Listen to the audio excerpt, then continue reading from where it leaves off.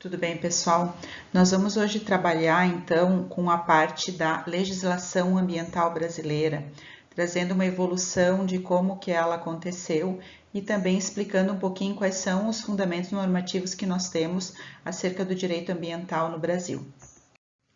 Então, o grande problema quando a gente trabalha com o direito ambiental é que nós, além de termos algumas legislações, alguma previsão na Constituição Federal, nós temos vários órgãos ambientais que acabam trazendo resoluções que normatizam algumas ações e procedimentos do direito ambiental.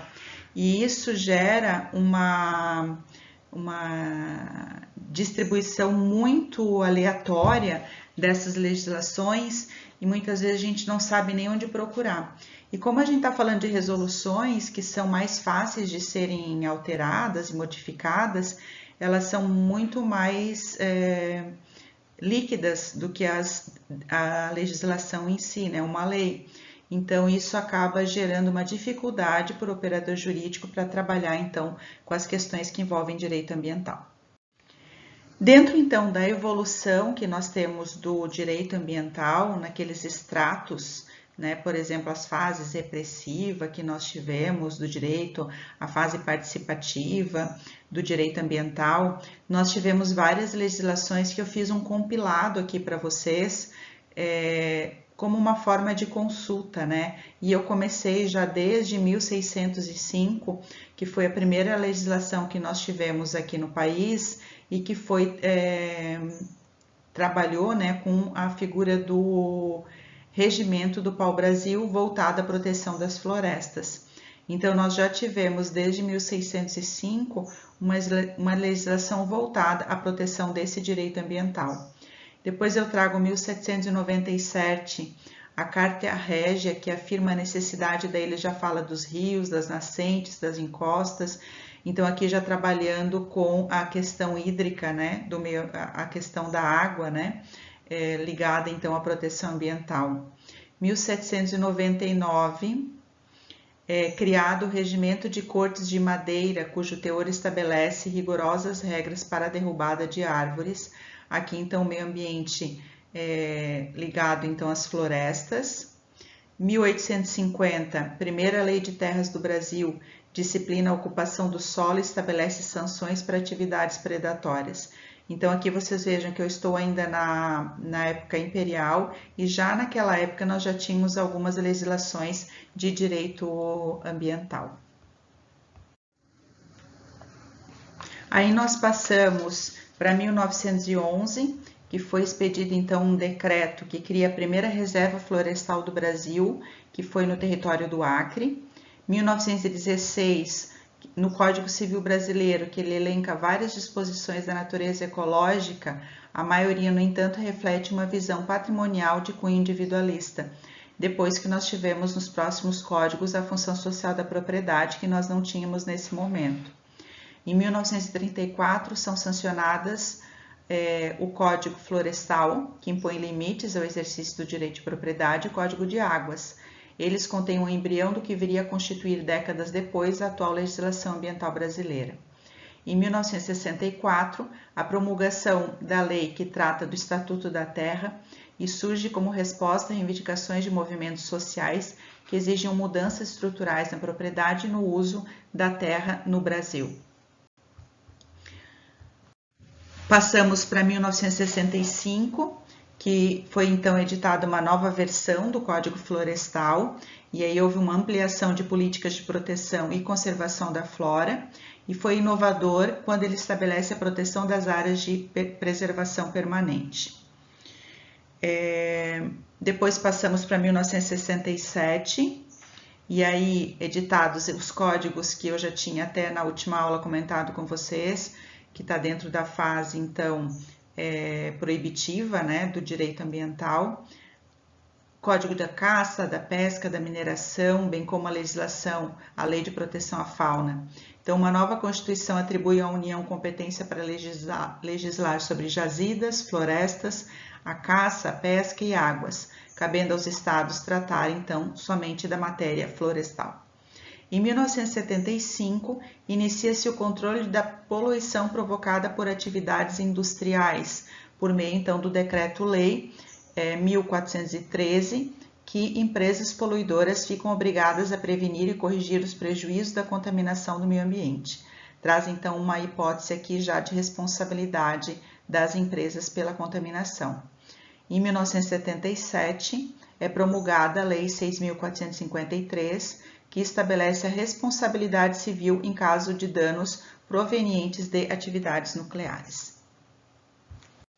Partimos para 1981, que foi o grande divisor de águas que nós tivemos, que foi então a promulgação da Lei 6.938, que traz a Política Nacional do Meio Ambiente, que na aula de hoje nós vamos tratar um pouquinho dela também, tá? E em 1985 é editada a Lei 7.347, que fala da ação civil pública. Pelo que eu sei, eu acho que vocês já trabalharam com ela também com o professor Alexandre Pris, né? Um pouquinho das características da utilização dessa ação civil pública.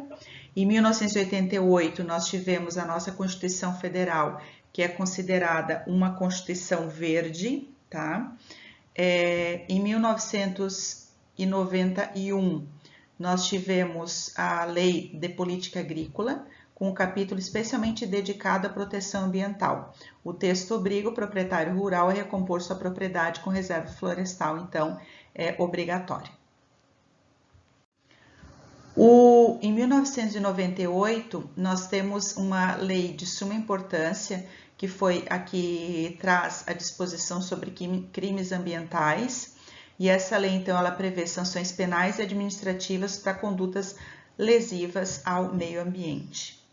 E no ano de 2000 surge a lei, o Sistema Nacional de Unidades de Conservação, e aí ela prevê mecanismos para a defesa dos ecossistemas naturais e de preservação dos recursos naturais nele contidos. Em 2001 é sancionado o Estatuto da Cidade, já trabalhando aqui com o meio ambiente artificial, tá?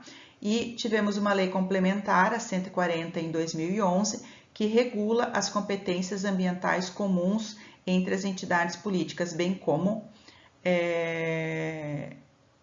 dos estados. E o novo Código Florestal, que foi em 2012. O meio ambiente, então, constitucional, nós temos hoje bem claro, ele surgiu de uma realidade internacional, que foi com a Conferência do Meio Ambiente que ocorreu em 1972, a primeira Conferência Mundial do Meio Ambiente, e lá em 72 que começaram então os debates sobre a necessidade da proteção ambiental e começou uma constitucionalização do direito ambiental em vários países. E no Brasil, então, essa fundamentação na Constituição do Proteção do Meio Ambiente aconteceu em 1988, foi a primeira Constituição que usou a expressão meio ambiente e é mencionada e conhecida como uma Constituição Verde. Então, a universalização dos direitos individuais, sociais e difusos é uma das características da Constituição de 88. Foi também usada para a saúde e para a educação. Então, nesses dois artigos, quando nós falamos da saúde e da educação, ele diz que deve ser um direito garantido para todos, da mesma forma que a proteção ao meio ambiente ecologicamente equilibrado. E esse meio ambiente apresenta o direito ao ambiente como um dos direitos fundamentais da pessoa humana. Então, só para lembrar um pouquinho, né, dentro das dimensões que nós temos dos direitos fundamentais, nós temos a primeira dimensão dos direitos, que é aquela que trabalha com os direitos civis e políticos, o direito à vida, à intimidade, à inviolabilidade de domicílio, à propriedade, à igualdade, que foi então a primeira dimensão que nós temos desses direitos fundamentais. Depois nós passamos para a segunda dimensão, que seria o tratamento dos direitos sociais, econômicos e culturais. A terceira dimensão, e aí entra a proteção do meio ambiente, que é a dimensão que trabalha com os critérios de solidariedade e de fraternidade, traz o meio ambiente equilibrado, saudável e a saudável qualidade de vida. Então, nós temos a proteção do meio ambiente dentro dessa terceira dimensão dos direitos fundamentais. A quarta dimensão dos direitos fundamentais, ela traz os debates de democracia, informação e pluralismo, e hoje existem alguns autores que já estão debatendo a quarta dimensão dos direitos fundamentais, que daí seriam os direitos da paz, né, relacionados à paz. Institui, então, um direito de ampla abrangência, tanto econômica como social. O artigo 225, então, que é o artigo central da Constituição Federal, que trata acerca da proteção do meio ambiente, ele vem dividido em três partes, né? Eu diria que é a norma matriz, que está no caput do 225, teríamos as normas de efetividade, então, para valer aquele direito, o parágrafo 1º do artigo 225, e as normas específicas, tratando com casos separados, os parágrafos 2º a 6º do artigo 225 da Constituição Federal. Só vou fazer um parêntese aqui, que o artigo 225 não é o único artigo da Constituição Federal que traz regulamentação para o meio ambiente. Nós vamos ver ainda na aula de hoje que eu tenho outros artigos da Constituição Federal que regulamentam também sobre a proteção do meio ambiente, trabalhando com as dimensões até ali da sustentabilidade, pensando na dimensão econômica, social, ambiental da sustentabilidade. Então, o artigo 225, ali o caput, ele traz o direito, como eu falei, matriz, quando a gente fala de proteção ambiental. Todos têm direito ao meio ambiente ecologicamente equilibrado, bem de uso comum do povo, essencial à sadia qualidade de vida, impondo-se ao poder público e à coletividade o dever de defendê-lo e preservá-lo para as presentes e futuras gerações. Todas essas palavras e expressões que eu grifei, eu vou explicar agora no decorrer dos slides para a gente poder ver a amplitude que esse conceito, esse caput traz. Então, quando ele fala em todos, ele realmente quer abranger todas as pessoas, e isso pensando a nível global. Então, eu não estou pensando só as pessoas do Brasil. Eu estou pensando nos brasileiros, nos estrangeiros, a gente está pensando uma proteção a nível global. Direito subjetivo público, ou seja, eu posso reclamar esse direito contra qualquer pessoa, seja o Estado ou seja o particular. Eu tenho direito a esse meio ambiente ecologicamente, saudavelmente equilibrado. Como exemplo, então, para fazer essa reivindicação desse direito que foi violado, eu teria a ação civil pública e eu teria a ação popular. Segundo ponto, meio ambiente ecologicamente equilibrado, que seria então aquele meio ambiente que não está poluído, que tem salubridade, que proporciona saúde.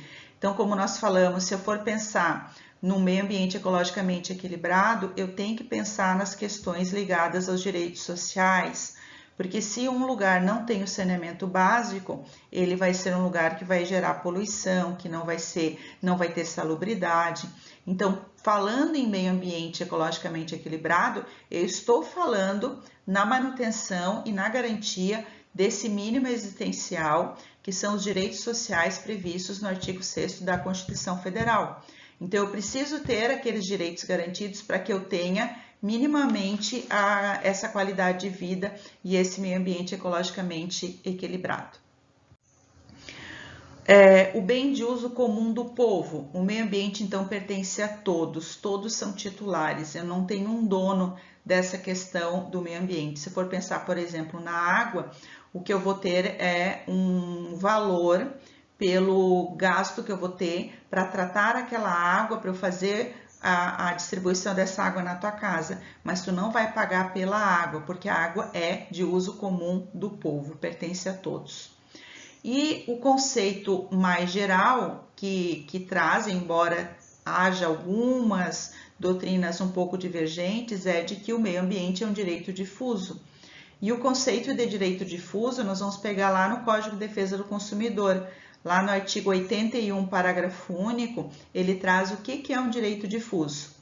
Então, são interesses ou direitos difusos assim entendidos para efeitos deste Código, os transindividuais de natureza indivisível de que sejam titulares pessoas indeterminadas e ligadas por circunstâncias de fato.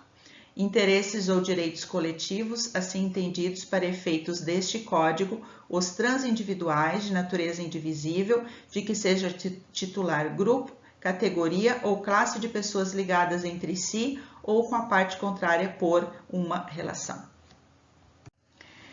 Sadia qualidade de vida, mais uma vez a gente traz a qualidade desses direitos sociais. Relacionou-se então o direito à vida com uma vida equilibrada. Então, se eu for observar mais aprofundado e for trabalhar com essa parte sadia qualidade de vida, eu vou dizer que isso já seria um direito fundamental de primeira geração, porque quando eu falo em direito fundamental de primeira geração, como eu disse anteriormente, é o direito à vida. Então, se eu estou falando direito à vida, esse meio ambiente saudável, ele vai me gerar um direito fundamental de primeira geração. E ele está muito relacionado com o princípio da dignidade da pessoa humana. Então, aqui eu vou novamente unir direito fundamental de primeira geração, de primeira dimensão, que é o direito à vida, para que eu tenha uma vida digna dentro daquele mínimo existencial com qualidade que nós já falamos, que são os direitos sociais de qualidade, não simplesmente um direito social, mas um direito social que tenha realmente uma moradia de qualidade, que tenha uma saúde de qualidade, uma educação de qualidade. Então, outro ponto que o conceito traz é poder público e a coletividade. O que é esse poder público? Isso aí levando, então, quando a gente coloca lá no conceito impondo-se ao poder público e à coletividade, o dever de defendê-lo e preservá-lo. Então, ele coloca poder público, nós estamos falando do poder legislativo, do poder executivo e do poder judiciário. E quando o conceito fala de coletividade, ele está relacionando a necessidade de que todos os cidadãos precisam preservar o meio ambiente para as presentes e futuras gerações, dentro até do que a gente já viu do relatório de Brundtland, em 1987, quando ele falou do conceito de desenvolvimento sustentável. E aí, esse princípio da solidariedade, que seria eu fazer o bem para o próximo, porque eu também vou ter um resultado favorável, eu poderia pensar que eu estou falando de uma solidariedade diacrônica, ou seja, aquela solidariedade que não está só preocupada com as gerações presentes, mas que também está preocupada com as gerações futuras. Seria aquele sujeito de direito indeterminado, ou seja, para alguém que ainda sequer nasceu. Então, aqui nós estamos falando de solidariedade diacrônica, falando então da preservação desse meio ambiente para diferentes gerações. O parágrafo 1º, então, do Código, que já trabalha então com as normas de efetividade, ele traz algumas obrigações ao poder público para a realização de algumas atividades, bem como para a prestação de alguns direitos para a população. Então, ele coloca lá no inciso 4, a necessidade da realização de estudo prévio de impacto ambiental, que nós já vimos na última aula também, que é o estudo realizado para início de alguma atividade, né, que seja impactante do meio ambiente. Então, esse estudo de impacto ambiental, ele vem muito direcionado a uma atividade que vai começar. Então, ele é feito pela empresa, ele é contratado pela própria empresa que vai fazer a atividade e fiscalizado, então, todo o procedimento pelo poder público. Então, ele deve ser exigido de todas as atividades que causem significativo impacto ambiental, como, por exemplo, os aeroportos, os portos, as rodovias. O inciso 5, ele trata do poder de polícia ambiental, da fiscalização que nós podemos ter. o inciso 6 da educação ambiental, e nós já vimos também na aula passada a educação ambiental ligada à Lei 9.795 de 99, e essa lei, então, ela foi regulamentada pelo Decreto 4.281 de 2002. E esse decreto, então, ele trata que essa educação ambiental, ela não está ligada à existência de uma disciplina no curso fundamental, médio ou superior de direito ambiental, mas sim de que o tratamento da proteção ambiental, ele deve ser inserido em todas as disciplinas. Então, seria a gente trabalhar com alguma questão de direito ambiental dentro da disciplina que nós estamos trabalhando naquele momento. E esse inciso 7, ele foi inserido há pouco tempo na Constituição Federal, no parágrafo 1º, e ele trabalha com a crueldade contra animais. Então, eu coloquei para vocês o trabalhinho que nós vamos fazer esse final de semana, ele está ligado a esse inciso 4, que é o julgado que nós tivemos acerca da possibilidade de utilização de animais, de sacrifício de animais, para utilização de seitas de origem africana. Então, nós vamos trabalhar, caso vocês escolham, eu vou deixar uma opção no trabalho para vocês escolherem um dos julgados que eu disponibilizei, para a gente poder discutir. E esse julgado, então, que fala da crueldade contra animais, é o que gerou a inserção desse inciso 7 nesse parágrafo 1º do 225. O parágrafo 2º, e aí nós já estamos entrando com as normas específicas do direito ambiental, muitas delas com regramentos tanto em legislação ordinária, como também em resoluções dos órgãos ambientais. Então, eu tenho o parágrafo 2º falando da exploração de recursos minerais, o parágrafo 3º, responsabilidade penal administrativa e civil, o parágrafo 4º, proteção dos grandes biomas, aí ele tá tratando da floresta amazônica, da Mata Atlântica, da Serra do Mar, do Pantanal Mato-Grossense e da zona costeira. Não houve a mudança de titularidade desses bens, mas sim que a propriedade privada está sujeita a um regime especial de proteção. O parágrafo 5º, ele fala da indisponibilidade de algumas terras. Então, são indisponíveis as terras devolutas ou arrecadadas pelos estados, por ações discriminatórias necessárias à proteção do ecossistema natural. E, por fim, o parágrafo 6º, ele trabalha com as usinas. Usinas que operam com reator nuclear deverão ter a sua localização definida em lei, sem o que não poderão ser instaladas. Então, verifiquem que esses parágrafos, eles trabalham com temas específicos, ou ele vai trabalhar com responsabilidade, ou ele vai trabalhar com minério, com relação às biomas. Então, eles têm temas que foram, como eu falei, muitos deles possuem legislação ordinária e outros são regulamentados através das resoluções dos órgãos ambientais. E o meio ambiente, então, ele vem dividido, em meio ambiente, depois nós vamos ver natural ou físico, meio ambiente artificial, meio ambiente cultural e meio ambiente do trabalho. Então, esse meio ambiente natural, eu trago ali o artigo, algumas legislações que trabalham e fundamentam ele, eu acabei compilando aqui para vocês terem esse material para consulta, caso vocês queiram. Então, eu trago desde a Constituição Federal, a Lei Complementar, que regulamenta as competências ambientais, a Política Nacional do Meio Ambiente, proteção à fauna, recursos hídricos, crimes ambientais, enfim, Eu não vou fazer a leitura de todos, mas esse material ele fica disponível para que vocês tenham de forma rápida uma consulta sobre essa legislação. E vamos então para o conceito do meio ambiente, e aí o conceito eu estou extraindo da Lei 6.938 de 81, que traz então conjunto de condições, leis, influências em interações de ordem física, química e biológica, que permite, abriga e rege a vida em todas suas formas, além de seu patrimônio público, que deve ser necessariamente assegurado e protegido, pois é bem de uso coletivo. Então, aqui nós temos o primeiro conceito, e esse, então, meio ambiente vem dividido em meio ambiente natural físico, como eu falei, artificial, cultural, meio ambiente do trabalho. E aí nós vamos trabalhar agora separadamente com cada um desses meio ambientes que a gente tem aqui.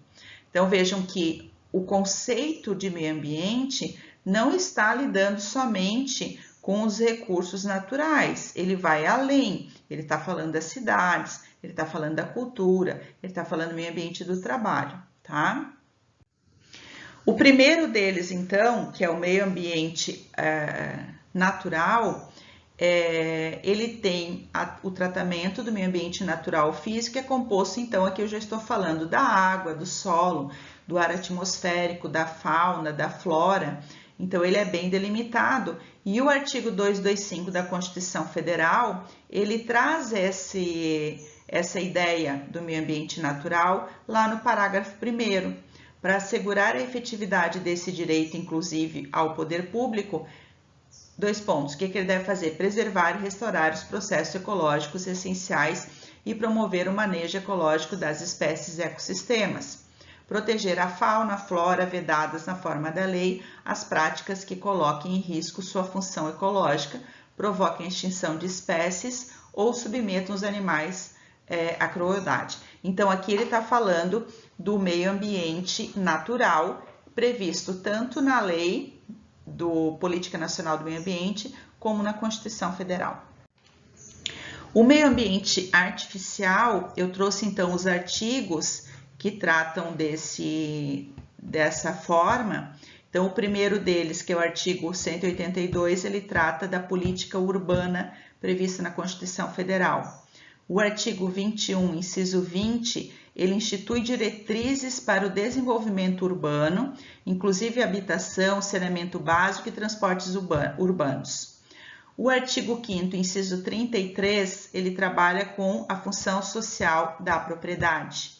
E a lei do Estatuto da Cidade, então, também regulamentando o direito ao meio ambiente artificial, ela traz como, só um momentinho, traz como finalidade, então, estabelecer diretrizes gerais da política urbana no Brasil e assuntos relacionados a esta, que se baseia na Constituição Federal do Brasil para criar uma nova ordem jurídica urbana para fornecer acesso à terra e equidade em grandes cidades urbanas.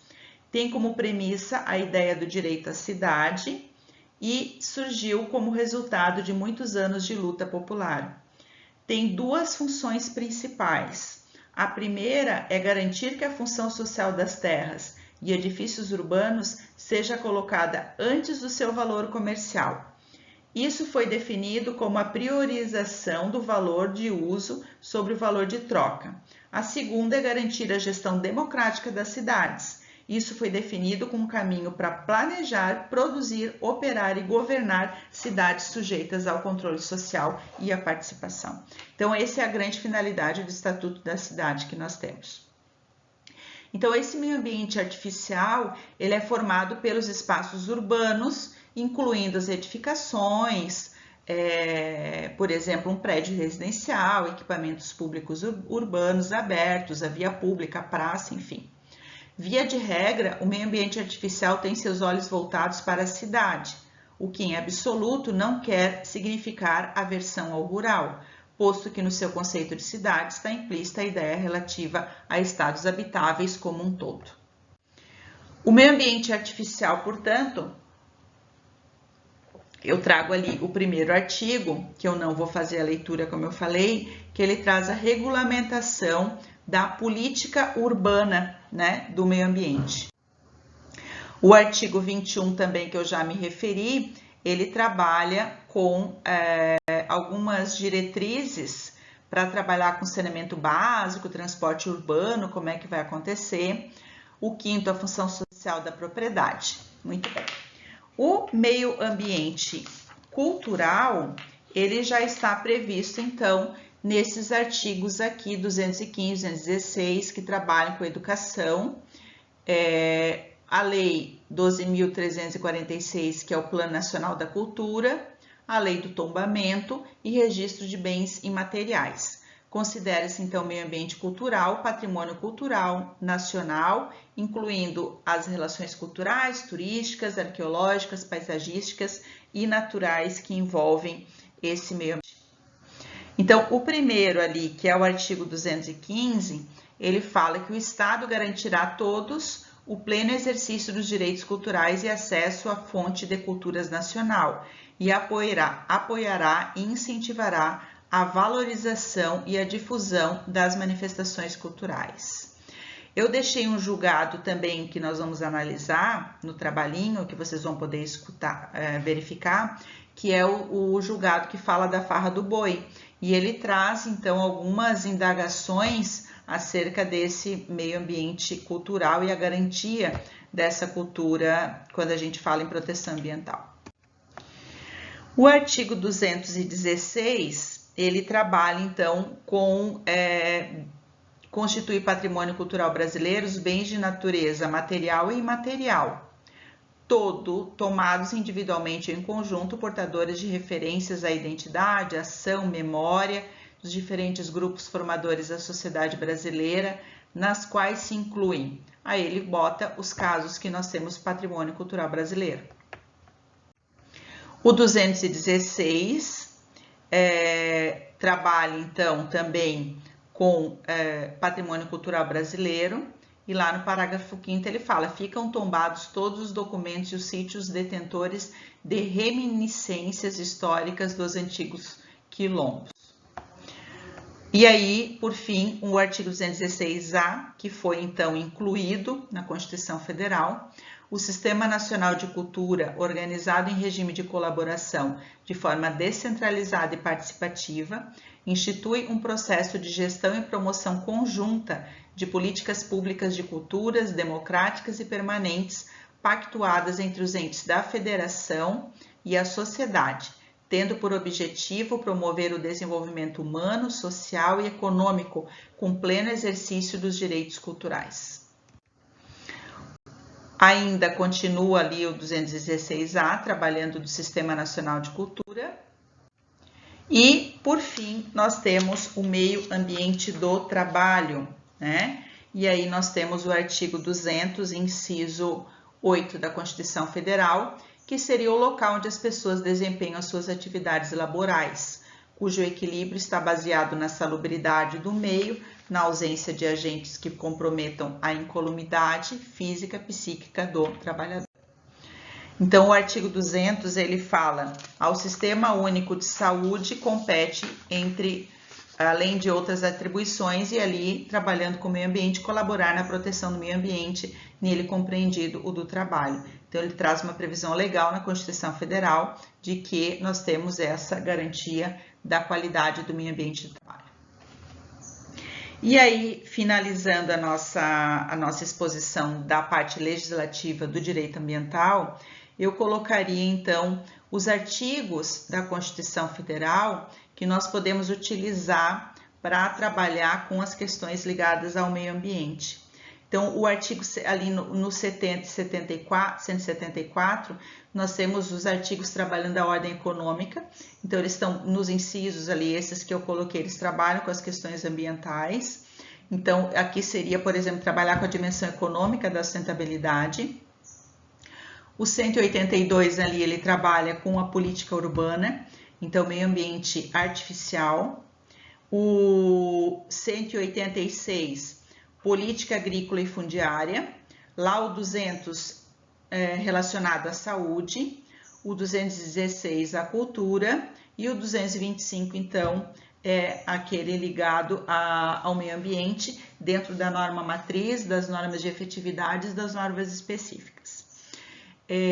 Claro que a aula de hoje não esgotou o tema, ela foi uma aula introdutória para a gente entender um pouquinho o conceito de meio ambiente, né, que nós temos, então, tanto na Constituição Federal como na Política Nacional do Meio Ambiente, e trazer um pouquinho o que nós tivemos e temos de legislação, até para vocês poderem fundamentar as ações que vocês vão trabalhar ligadas ao meio ambiente. Então, esses slides e essa aula, ele acaba dando um norte de fundamentação, porque, como eu falei no início, como a legislação ambiental ela é muito esparsa, a gente acaba ficando sem saber onde procurar. E essa aula ela traz então um norte, uma delimitação da fundamentação que vocês podem usar em vários casos práticos que vocês vão se deparar na vida de vocês, tá? Um grande abraço para todos.